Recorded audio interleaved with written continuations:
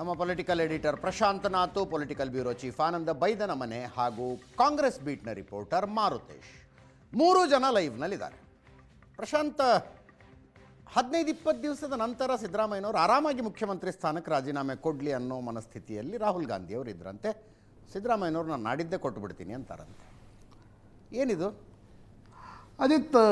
ರಾಹುಲ್ ಗಾಂಧಿ ಸಿದ್ದರಾಮಯ್ಯನವ್ರನ್ನ ನೀವು ರಾಜ್ಯಸಭೆ ಬನ್ನಿ, ನಿತೀಶ್ ಕುಮಾರ್ ಮಾಡಬೇಕು ಅನ್ಕೊಂಡು ಕಾಂಗ್ರೆಸ್ ವರ್ಕಿಂಗ್ ಕಮಿಟಿಯಲ್ಲಿ ನಾವು ನಿಮಗೊಂದು ಒಳ್ಳೆಯ ಸ್ಥಾನಮಾನವನ್ನು ಕೊಡ್ತೀವಿ, ನೀವು ರಾಷ್ಟ್ರೀಯ ರಾಜಕಾರಣಕ್ಕೆ ಬನ್ನಿ, ಇಲ್ಲೊಂದು OBC ಒಂದು ಮುಖ ಕೂಡ ಕಾಂಗ್ರೆಸ್ಗೆ ಅವಶ್ಯಕತೆ ಇದೆ ಅಂತಕ್ಕಂಥದ್ದನ್ನು ಹೇಳಿದಾಗ ಸಿದ್ದರಾಮಯ್ಯನವರು ರಾಹುಲ್ ಗಾಂಧಿ ಕೇಳಿದ ಮೊದಲ ಪ್ರಶ್ನೆ, ಅಡ್ಮಿನಿಸ್ಟ್ರೇಷನ್ ಏನಾದರೂ ಲ್ಯಾಪ್ಸಸ್ ಉಂಟಾ, ಆಗ ಟ್ರಾನ್ಸಿಷನ್ಗೆ ಅರ್ಥ ಇದೆ ಅಂತ ಹೇಳಿದ್ದಾರೆ. ಓಕೆ, ಆಗ ರಾಹುಲ್ ಗಾಂಧಿ ಸಿದ್ದರಾಮಯ್ಯನವ್ರಿಗೆ ಹೇಳಿದ್ರು, ಇಲ್ಲ ನಾವು ಎಲ್ಲ ಕಡೆ ಜನರೇಷನ್ ಶಿಫ್ಟ್ ತರ್ತಾ ಇದ್ದೀವಿ, 2.5 ವರ್ಷ ಅನ್ನೋ ಮಾತು ನಮಗೆ ಮೊದಲೇ ಎಲ್ಲರ ಮಧ್ಯೆ ಆಗಿತ್ತು, ನಿಮಗೂ ಗೊತ್ತಿರತಕ್ಕಂಥ ವಿಷಯ. ನಾವು 6 ತಿಂಗಳು ಒಂದು ರೀತಿಯಾಗಿರ್ತಕ್ಕಂಥ ಗ್ರೇಸ್ಫುಲ್ ಇರಲಿ ಅನ್ನುವ ಕಾರಣಕ್ಕೋಸ್ಕರ 6 ತಿಂಗಳು ನಿಮ್ಗೆ ಅವಕಾಶವನ್ನು ಕೊಟ್ಟಿದ್ದೀವಿ, ನೀವು ರಾಜ್ಯಸಭೆಗೆ ಬನ್ನಿ, ನಂತರ ಹೊಸ ಮುಖ್ಯಮಂತ್ರಿಯ ಆಯ್ಕೆ ಪಾರ್ಟಿ ನಡೆಸುತ್ತೆ ಅಂತಕ್ಕಂಥದ್ದನ್ನು ರಾಹುಲ್ ಗಾಂಧಿ ಸ್ಪಷ್ಟವಾಗಿ ಹೇಳಿದಾಗ ಸಿದ್ದರಾಮಯ್ಯನವರು ಆಯಿತು, ನಾನು 2-3 ದಿನಗಳಲ್ಲಿ ರಾಜ್ಯಸಭೆ ಬಗ್ಗೆ ಹೇಳ್ತೀನಿ ಅಂತ ಬಂದಿದ್ದಾರೆ. ರಾಜೀನಾಮೆ ಕೊಡಬೇಕು ಅಂತಕ್ಕಂಥದ್ದನ್ನು ರಾಹುಲ್ ಗಾಂಧಿ ಹೇಳಿದರೆ ನಾನು ರಾಜೀನಾಮೆ ಕೊಡ್ತೀನಿ ಅನ್ನೋದನ್ನು ಅವರು ಇಲ್ಲಿಂದ ಫ್ಲೈಟ್ನಲ್ಲಿ ಹೋಗುವಾಗಲೇ ತಮ್ಮ ಅಕ್ಕಪಕ್ಕದ ಕೆಲ ಹಿರಿಯ ಸಚಿವ ಸಹೋದ್ಯೋಗಿಗಳಿಗೆ ಹೇಳಿದ್ರಂತೆ. ರಾಹುಲ್ ಗಾಂಧಿ ಏನು ಹೇಳ್ತಾರೆ ಅದನ್ನು ನಾನು ಫಾಲೋ ಮಾಡ್ತೀನಿ, ಅದರ ಬಗ್ಗೆ ಯಾವುದೇ ರೀತಿಯಾಗಿರ್ತಕ್ಕಂಥ ಆಂಬಿಗ್ವಿಟಿ ನನ್ನ ಮನಸ್ಸಿನಲ್ಲಿಲ್ಲ.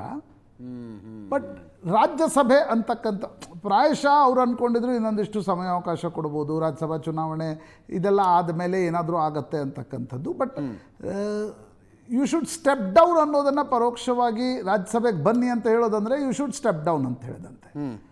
ಆಗ ಸಿದ್ದರಾಮಯ್ಯನವರು ನ್ಯಾಚುರಲಿ ಯಾವ ವ್ಯಕ್ತಿಯೂ ಕೂಡ ಮುಖ್ಯಮಂತ್ರಿ ಸ್ಥಾನದಿಂದ ಕೆಳಗಿಳಿರಿ ಅಂದಾಗ ಬೇಸರಗೊಂಡಿರ್ತಾರೆ. ಹೌದು, ಬಟ್ ಅವರು ತುಂಬ ಜಗ್ಗಾಡೋ ಮನಸ್ಥಿತಿಯಲ್ಲಿ ಇರಲಿಲ್ಲ ಅನ್ನೋದನ್ನು ಅಕ್ಕಪಕ್ಕದವ್ರು ಹೇಳ್ತಾರೆ.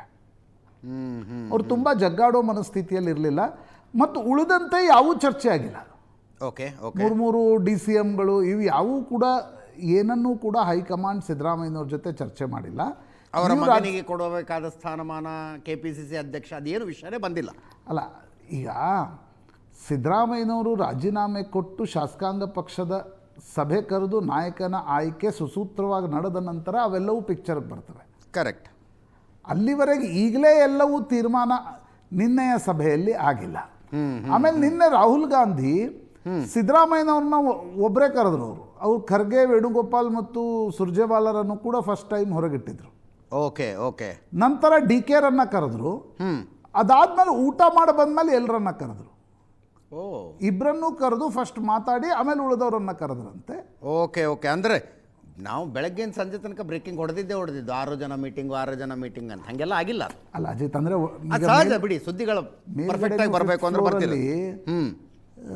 ಏನಾಗುತ್ತೆ ಅಂತಕ್ಕಂಥದ್ದು ಏನು ಮಿನಿಟ್ ಟು ಮಿನಿಟ್ ಯಾರೂ ಕಮ್ಯುನಿಕೇಷನ್ ಮಾಡಲ್ಲ. ಆ್ಯಂಡ್ ಮಾಧ್ಯಮಗಳಲ್ಲಿ ಬರೋಕ್ಕಿಂತ ಹೆಚ್ಚು ತಮ್ಮ ಭವಿಷ್ಯ ಏನು ಅಂತಕ್ಕಂಥದ್ದು ಭಾಳ ಮುಖ್ಯ ಇರುತ್ತೆ. ಹೀಗಾಗಿ ಈಗ ಸಿದ್ದರಾಮಯ್ಯನವರಂತರೂ ಆ ರೀತಿ ಫೋನ್ಗಳನ್ನು ಮಾಡಿ ಯಾರಿಗೂ ಹೇಳೋ ಪ್ರಶ್ನೆನೇ ಬರಲ್ಲ. ಅವ್ರ ಸ್ಟಾಫನ್ನು ಕೂಡ ಕೆಳಗಿಟ್ಟಿದ್ರು. ಅವ್ರ ಸ್ಟಾಫು ಅವರು ಕೂಡ ಎಲ್ಲರೂ ಕೆಳಗಿದ್ರಂತೆ. DK ಸುರೇಶ್ ಒಬ್ಬರು DK ಶಿವಕುಮಾರ್ ಪರವಾಗಿ ಅವರು ಒಳಗಡೆ ಇದ್ದರು. ಯಾರೋ ಹೇಳ್ತಾ ಇದ್ರು ನನಗೆ, ಸಿದ್ದರಾಮಯ್ಯನವ್ರ ಕಡೆ ಇದ್ದವರು, DK ಸುರೇಶ್ ನೋಡಿ ಮೆಚ್ಚಬೇಕು, ಹಾಕಿದ ಗುರಿಯನ್ನು ಬಿಡಲ್ಲ ಅವರು. ಬೆಳಗ್ಗೆಯಿಂದ ಸಂಜೆ 5:30 ತನಕ ಒಬ್ಬರೇ ಕೂತಿದ್ರು, ಅಲ್ಲೇ ಅನ್ನ ಸಾರು ಊಟ ಮಾಡಿದ್ರೆ ಹೊರತು ಅವರು ಅಲ್ಲಿಂದ ಕದಲಿಲ್ಲ ಅಂತ. ಸೊ DK ಶಿವಕುಮಾರ್ ಮತ್ತು DK ಸುರೇಶ್ ಅಲ್ಲಿ ಹೋಗಿದ್ರು. ಬಟ್ DK ಶಿವಕುಮಾರ್ ಮೇಲ್ಗಡೆ ಹೋಗಿದ್ರು, DK ಸುರೇಶ್ರನ್ನ ಏನು ಕರೆದಿರಲಿಲ್ಲ. ಹೈಕಮಾಂಡ್ ಒಂದು ಸ್ಪಷ್ಟ ತೀರ್ಮಾನವನ್ನು, contrary to the public perception ಇಲ್ಲ, ಚರ್ಚೆ ನಡೆಸ್ತಾರೆ. ಹೈಕಮಾಂಡ್ ಒಂದು ಸ್ಪಷ್ಟ ಅಭಿಪ್ರಾಯಕ್ಕೆ ಬಂದಿತ್ತು. ಹಿಂದಿನ 2-3 ದಿನಗಳ ಕಾಲ ಖರ್ಗೆ, ವೇಣುಗೋಪಾಲ್, ರಾಹುಲ್ ಗಾಂಧಿ ಮತ್ತು ಸುರ್ಜೇವಾಲಾ ಇವರು 4 ನಡುವೆ 2-3 ಸುತ್ತಿನ ಚರ್ಚೆಗಳು ನಡೆದಿದ್ವು, ಏನು ಮಾಡಬೇಕು ಅಂತಕ್ಕಂಥದ್ದು.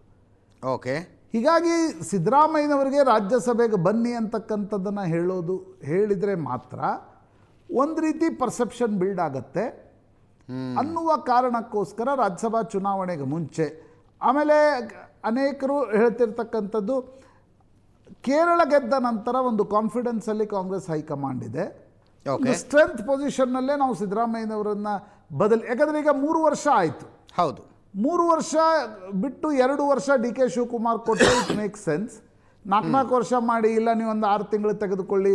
ಹಿಂದೆಲ್ಲ ದಿಲ್ಲಿಯಲ್ಲಾಗಿತ್ತು ನೋಡಿ, ಸುಷ್ಮಾ ಸ್ವರಾಜ್ ಕೊನೆಯ 6 ತಿಂಗಳು ಮುಖ್ಯಮಂತ್ರಿ ಆಗಿದ್ದರು. ಅದೇನೂ ಲಾಭ ಆಗಲ್ಲ ಅನ್ನೋದು ಕಾಂಗ್ರೆಸ್ ಹೈಕಮಾಂಡ್ ಸ್ಪಷ್ಟವಾಗಿ ಮನಸ್ಸಿನಲ್ಲಿತ್ತು.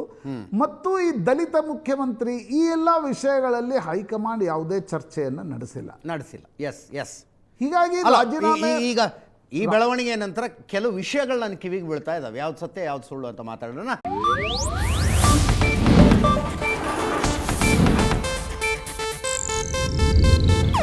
ಇದು ಏಷ್ಯಾನೆಟ್ ನ್ಯೂಸ್ ನೆಟ್ವರ್ಕ್ ಪ್ರಸ್ತುತಿ.